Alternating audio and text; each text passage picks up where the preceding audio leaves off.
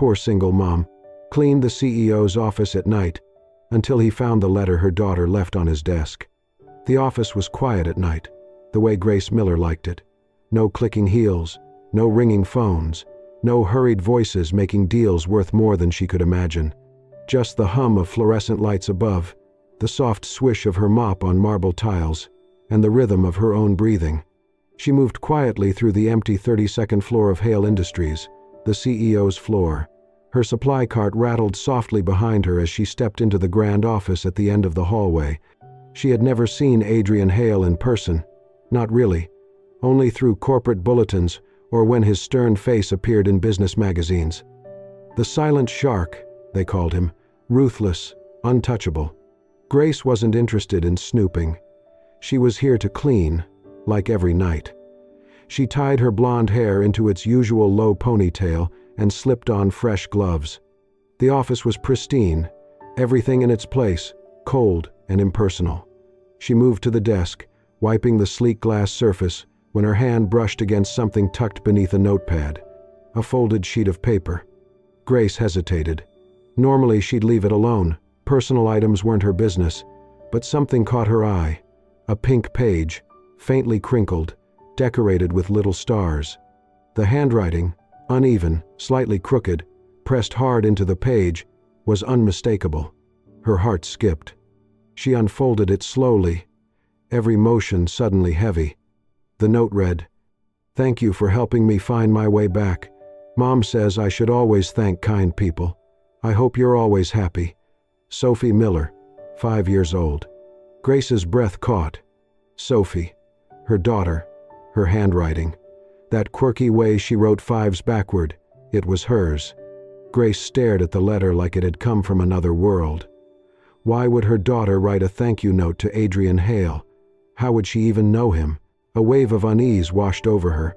Adrian Hale was a powerful, distant figure, not someone who helped lost little girls, not someone who smiled or crouched to tie a child's shoelaces. Yet Sophie had written this, had met him, had been helped by him.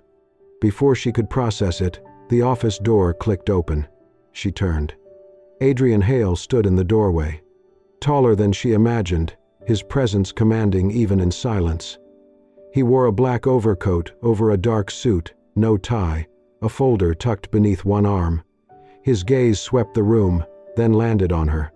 Grace froze, the pink letter still open in her hand.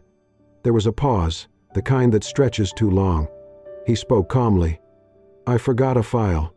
Grace swallowed. I was just cleaning." He nodded briefly, then noticed what she was holding. His eyes flicked to the letter. "You're Sophie's mom," he said, not a question, but a quiet realization. Her heart pounded. She narrowed her eyes. "You know my daughter?"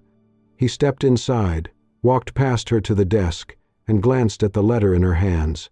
A faint smile tugged at the corner of his mouth, not wide, but sincere. "She slipped that into my coat pocket a few days ago," he said quietly. "I didn't see it until later." Grace blinked. "Why would she give you a thank you note?" He looked at her not as a janitor, but as a mother. "She got lost outside her school during a community event. I was nearby." "You helped her?" she asked. He nodded once. "She was scared. I helped her find her group, tied her shoelace. That was all." Grace stared at him. "You? The CEO?" His smile faded, replaced by the calm neutrality of someone used to judgment, but his voice stayed gentle. "I don't do good things to be seen doing them." Grace exhaled slowly, fingers still clutching the letter. "I just didn't think someone like you," he finished for her, "would care about things this small." She nodded slightly. He looked once more at the letter, then at her, his eyes unreadable. "Your daughter's a good kid. She speaks very highly of you." With that, Adrian turned toward the door. He paused, as if wanting to say more, but instead said, "Good night, Miss Miller." He walked out. Grace stood alone, surrounded by silence. Only now, the room felt different, warmer, less sterile. The pink letter trembled in her hand as she stared at the door.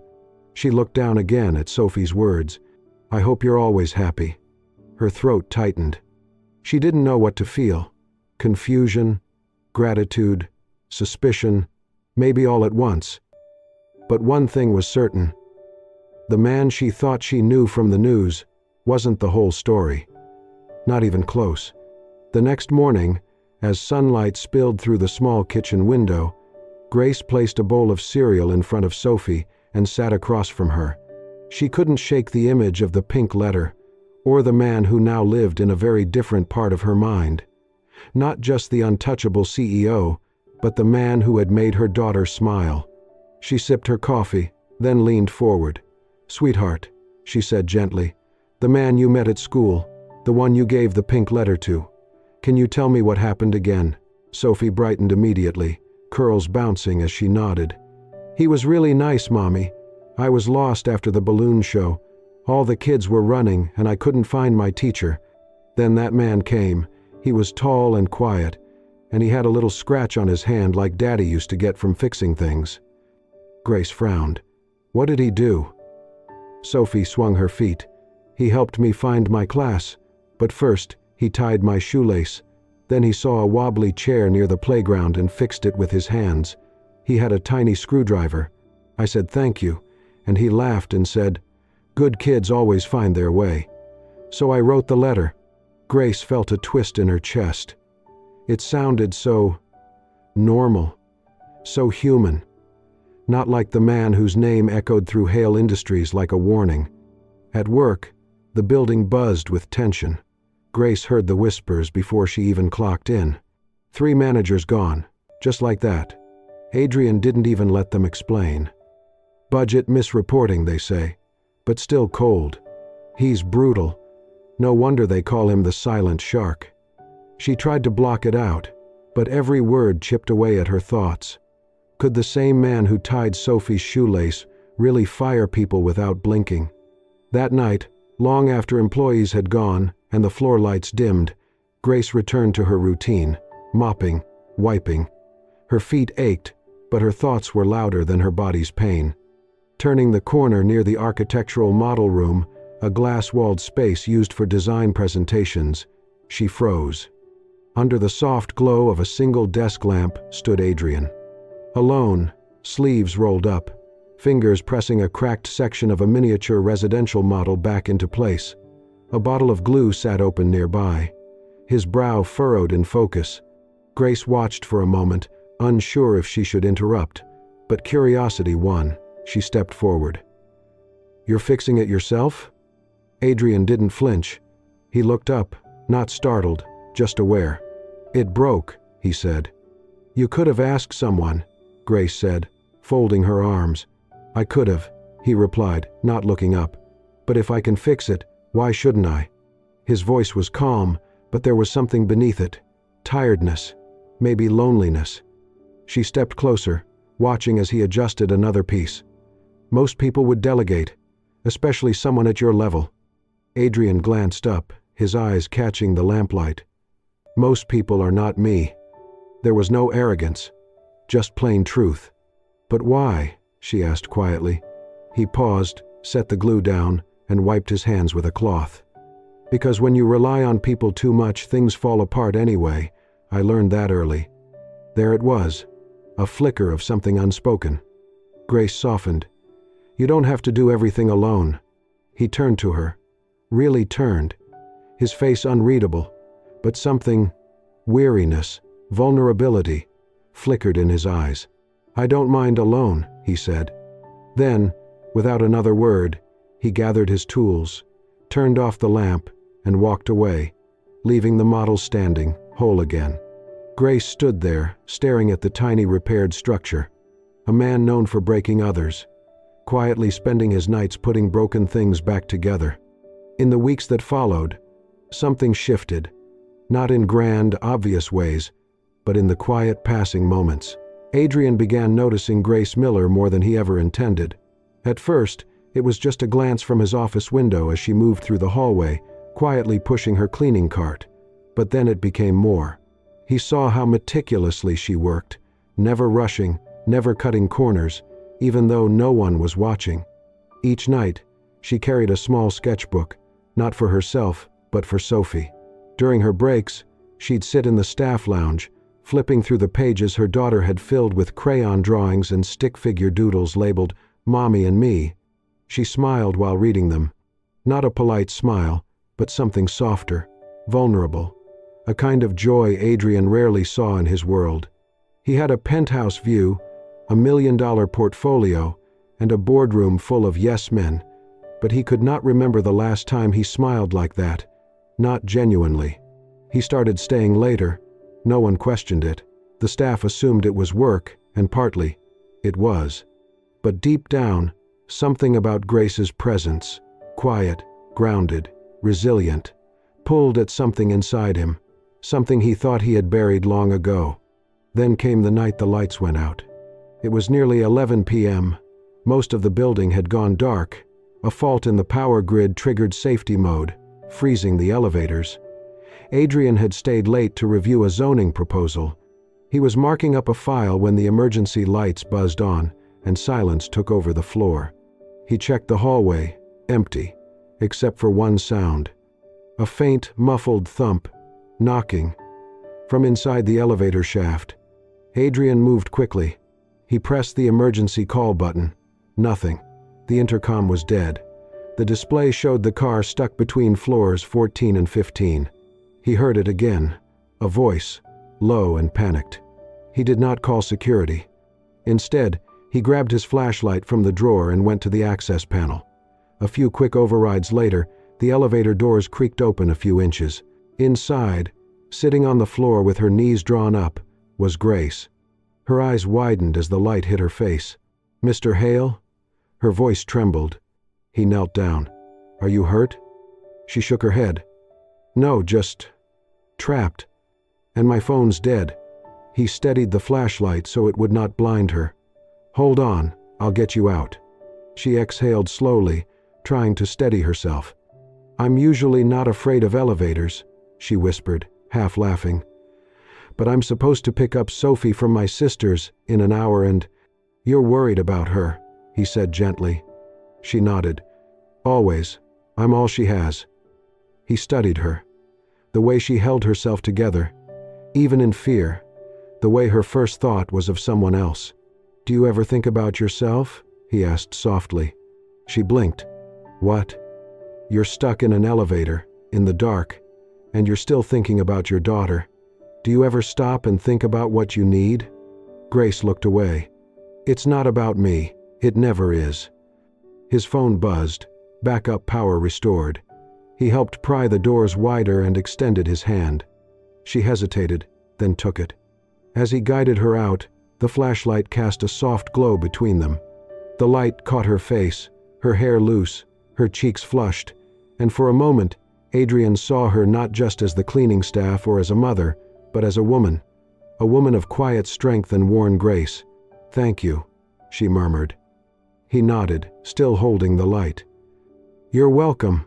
What he didn't say, what he couldn't say, was that in that small pocket of darkness, he had seen more light in her than in all the boardrooms he commanded by day, and he knew he would not forget it. The event was supposed to be simple, a community fundraiser hosted at a local elementary school to raise money for new art supplies and classroom renovations. Grace had seen the flyer in Sophie's backpack weeks ago. The school had invited all families, face painting, snacks, music, and a few special guests, though no names were listed. It was her first Saturday off in months, and Sophie had begged her to go. Grace finally agreed, glad for the chance to spend time with her daughter in daylight instead of the quiet hours after nightfall. Sophie twirled in her pink dress, clutching her sketch pad and a pack of crayons. "Mommy, do you think the balloon man will be there again?" "I hope so." Grace smiled, brushing her daughter's curls back. "But even if not, we'll have fun." The schoolyard was packed. Parents mingled under colorful tents. Kids darted between game booths. Grace kept close to Sophie, though the little girl kept tugging her toward the art table and petting zoo. Then, across the playground, someone caught Sophie's eye. Her whole face lit up. Without warning, she bolted. "Sophie!"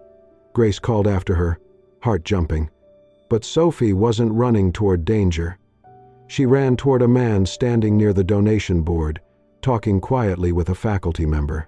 He wore a simple navy sweater and dark jeans, casual enough that no one seemed to notice who he really was. Except Sophie. She charged forward and wrapped her arms around his legs. "Nice, Mr. Adrian. I missed you."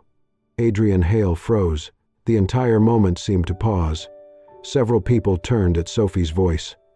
Grace hurried toward them, her heart sinking as recognition bloomed across the faces of onlookers. Adrian looked down. Sophie beamed up at him, clearly proud of her ambush. A flashbulb went off. Then another. Within seconds, cameras, phones, media lenses, all turned toward them. Adrian Hale, the man with the cold stare from 1,000 headlines, stood in the middle of a schoolyard with a giggling 5-year-old clinging to him like family. He didn't shake her off. He didn't scold. Instead, he crouched down and said softly, "Hello again, Sophie." Grace arrived just in time to see another photo snapped, her daughter smiling brightly, Adrian looking at her with something close to affection in his usually impassive eyes. The moment was real and dangerous. She gently pulled Sophie back. "Sweetheart, don't run off like that." "But Mommy, it's the nice man who helped me," Sophie said, hugging her again. Grace glanced at Adrian. His expression was calm, unreadable, but she saw it, a flicker of concern as murmurs spread through the crowd. He stood slowly, gave her a brief nod, and without a word, walked away into the building. By Monday morning, the photos were everywhere. CEO of Hale Industries caught being. Nice? Who is the little girl who melted the silent shark? Is Adrian Hale secretly soft? Grace stared at the headlines on her phone with dread.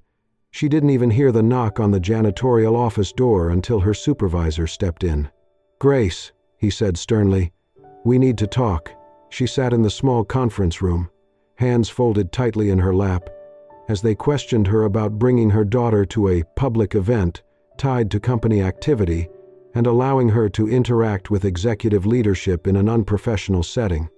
She wanted to scream. It was a school fundraiser. Before she could respond, the door opened. Adrian walked in. The room fell silent. "I asked her to attend," he said smoothly. "She didn't know I would be there. The interaction was unplanned and harmless.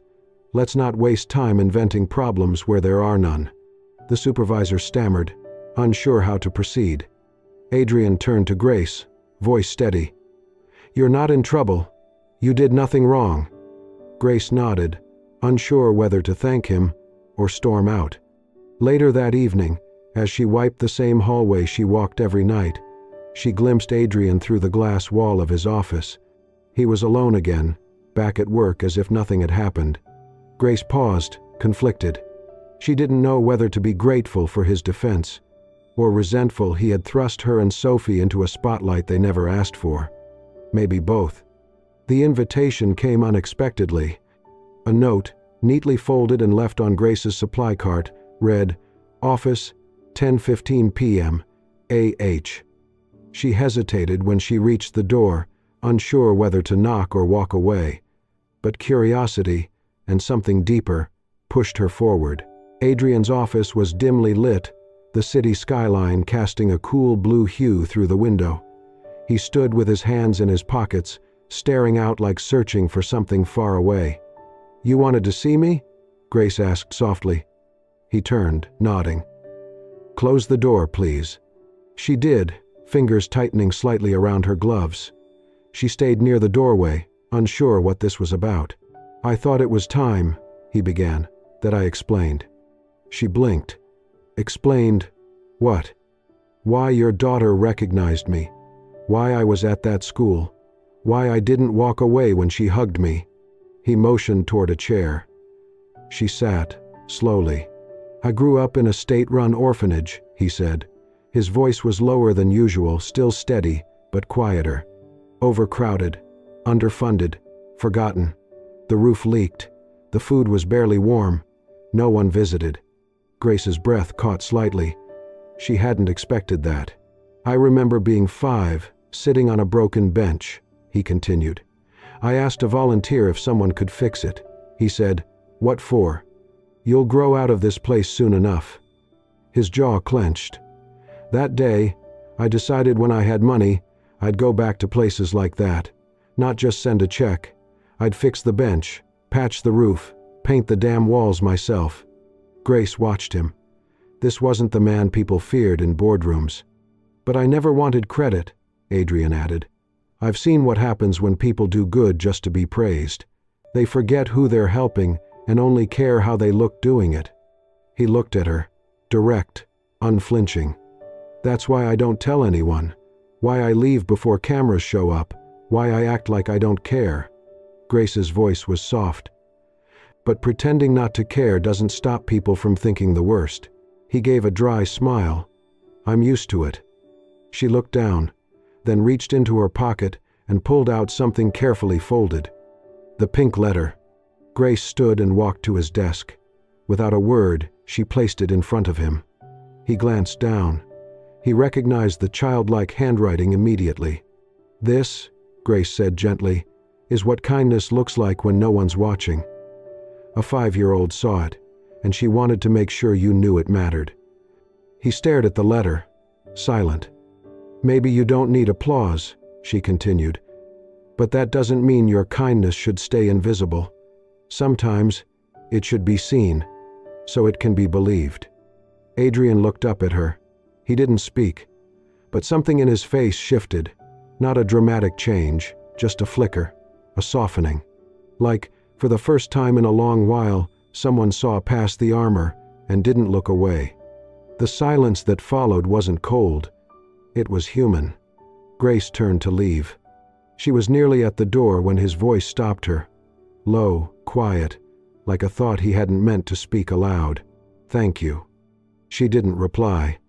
But as the door clicked shut behind her, the pink letter remained on his desk, no longer folded, no longer hidden. Just resting there, in the open light. The headlines came fast, louder, meaner, and more personal than ever. Billionaire CEO caught using fake name at charity events. PR stunt or sincere effort. Silent Shark's secret life. Leaked photos reveal. Double identity. From ruthless to righteous, public questions Adrian Hale's motives. It began with a single leak. A freelance blogger had sifted through donation records, connected a trail of anonymous contributions to underfunded schools, and matched a blurry photo, a man repainting a playground, to Adrian Hale. No security, no press, just a tool belt, paint-stained hands, and the CEO of Hale Industries, working like a janitor. It would have been admirable if it hadn't been spun into something else. The story shifted. Adrian Hale, they said, was orchestrating a slow-burn PR campaign, hiding behind a false identity, manipulating sympathy, calculated benevolence. The press latched on. Adrian said nothing. But Hale Industries felt the blow. Shareholders demanded explanations. PR scrambled to contain the fallout. Human resources began reviewing all parties connected to the incident. Grace heard about it first in the break room. Then came the whispers. "She's the one whose daughter was in those photos, right?" She must have known. Probably part of it. Climbing the ladder, one hug at a time. By the end of the week, she was called into a private meeting. "We're placing you on temporary leave," her supervisor said, "until we sort this out. It's not a punishment, just precautionary." Grace sat frozen. "I haven't done anything wrong," she said softly. "That's not the point," came the reply. Her badge was taken, her schedule wiped, her silence expected. She walked out, not angry, but drained, the kind of tired that lived in her bones. That night, after tucking Sophie into bed, Grace sat at the table, staring at the wall. A pile of unpaid bills sat in the corner. Her phone buzzed, a message from her sister, offering help with groceries, and underneath it all, a quiet ache, not from being out of work, but from watching something pure twisted into shame. Then came the knock at the door. She opened it and froze. Adrian stood there. No suit, no entourage. Just a man in a plain coat, his shoulders heavy, eyes shadowed. She didn't speak. She stepped aside. He walked in. The apartment was modest. 2 rooms, worn cushions, Sophie's drawings taped to the fridge. He looked around without a word. He didn't need to. "I heard," he said finally, "about your suspension." Grace nodded. "It's temporary. They shouldn't have done that." "They're scared," she replied. "People blame what they don't understand. I'm an easy target." He ran a hand through his hair. "This is my fault." She met his eyes. "No, it's the fault of people who can't believe someone would do good without needing attention." Silence settled between them. "I'm used to being misunderstood," he murmured. Grace studied him. For the first time, he looked smaller, not in stature, but in spirit. The mask was gone. What remained was a man who tried to quietly fix broken things and had become broken himself. "But you," he said, voice low, "you shouldn't have to carry this. You don't deserve it." Her reply was calm, certain. "No one does." Just 3 words. But they hung in the air like a truth long overdue.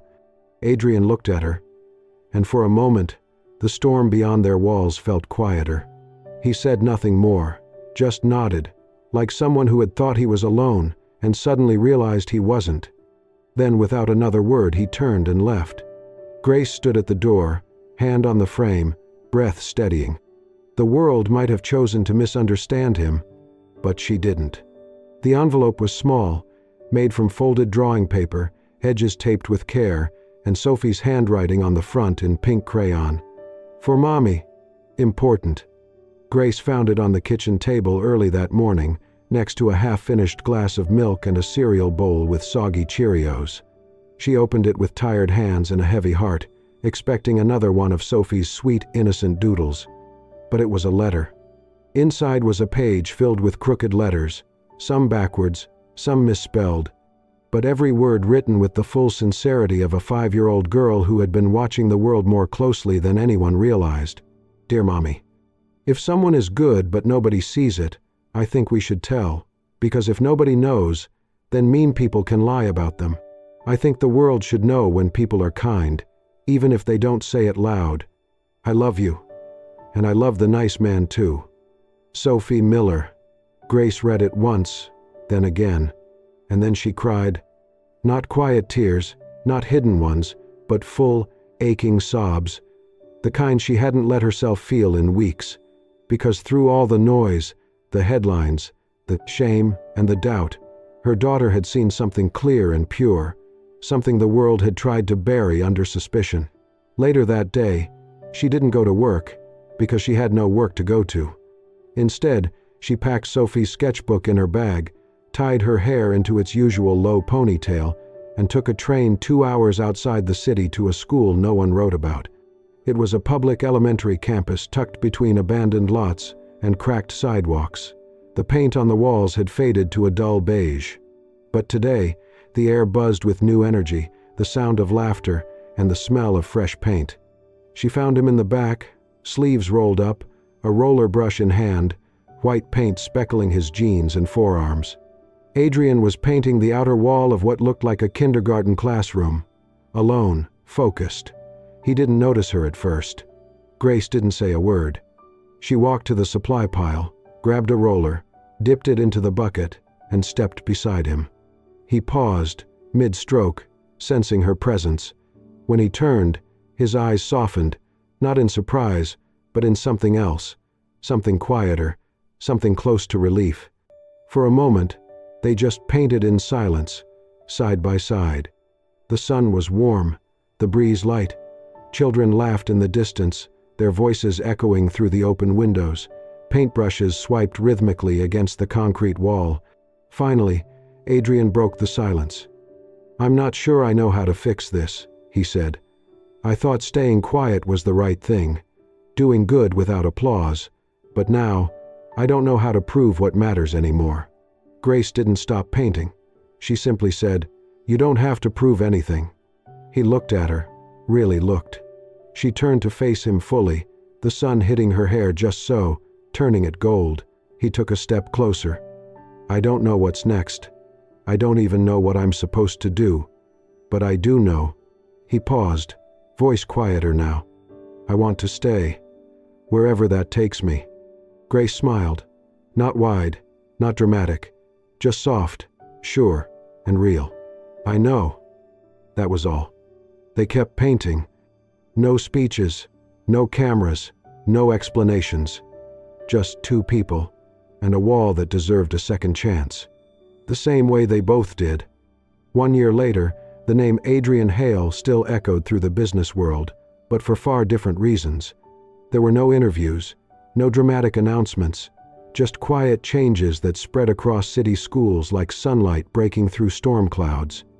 The Building Kindness Initiative was born, a program fully funded by anonymous donors, though those within the circle knew where the heart and money came from. It supported school renovations, art programs, playground rebuilds, and scholarships for children who had never had such opportunities before. Adrian never signed his name. He never stood in front of a camera. He did not need to, because Grace was beside him now, not as a custodian, but as the program's coordinator. She managed schedules, volunteers, and budgets. She met with principals and walked through classrooms that smelled of fresh paint and new beginnings. Adrian walked with her, clipboard in hand, jeans and rolled-up sleeves replacing suits and ties. His world had changed.